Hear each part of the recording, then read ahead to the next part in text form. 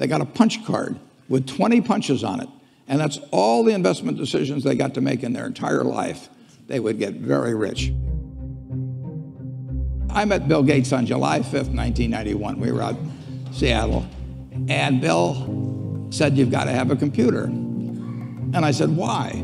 And he said, "Well," he said, "you can do your income tax on it." I said, "I don't have any income. Berkshire doesn't pay a dividend." He said, "Well, you can keep track of your portfolio." And I said, "I only have one stock." I said, and he says, "It's going to change everything." And I said, "Well, will it change whether people chew gum?" And he said, "Well, probably not." And I said, "Well, will it change what kind of gum they chew?" And I said, "Well, then I'll stick to chewing gum and you stick to computers, you know." I don't have to understand all kinds of business. There's all kinds of business I don't understand. But there's thousands of opportunities there. I did understand the Bank of America, you know, and I'll be able, I'm able to do that. I'm able to understand some given percentage. But Ted Williams wrote a book called The Science of Hitting.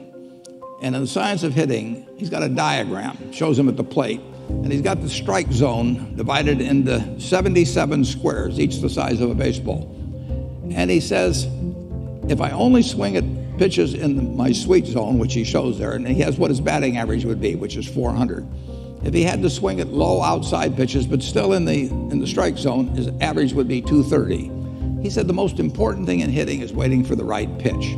Now, he was at a disadvantage because if the count was 0-2 or 1-2 or so on, even if that ball was down where he was only going to bat 230, he had to swing at it. In investing, there's no called strikes.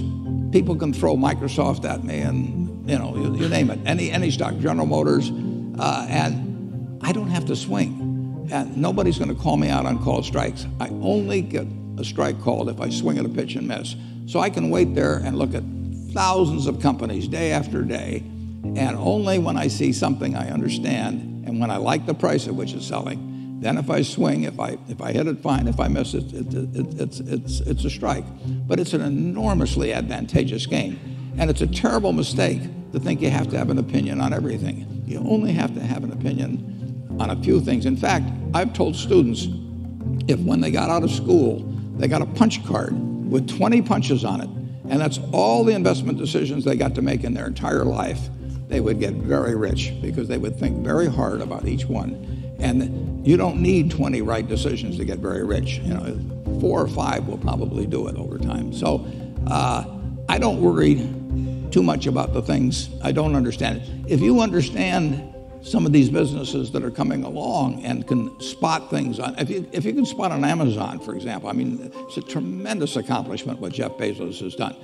And I tip my hat to him. He's a wonderful businessman. He's a good guy, too.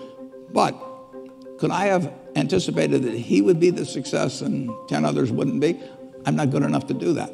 But fortunately, I don't have to. You know, I don't have to form an opinion on Amazon. And I did form an opinion on the Bank of America, and I formed an opinion on Coca-Cola. I mean, Coca-Cola's been around since 1886. There's 1.8 billion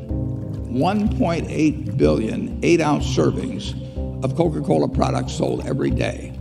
Now, if you take 1 penny and get 1 penny extra, that's $18 million a day. And 18 million times 365 is 7 billion, 3 less 730 billion, or $6,570 million. So annually, $6,570 million from 1 penny. Do you think Coca-Cola is worth a penny more than, you know, Joe's Cola? I think so. So, you know, and I've got about 127 years of history that would indicate it. So those are the kind of decisions I like to make. And you may have an entirely different field of expertise than I would have, and probably much more up to date in terms of the kind of businesses that we're seeing evolve. And you can get very rich if you just understand a few of them and understand their future.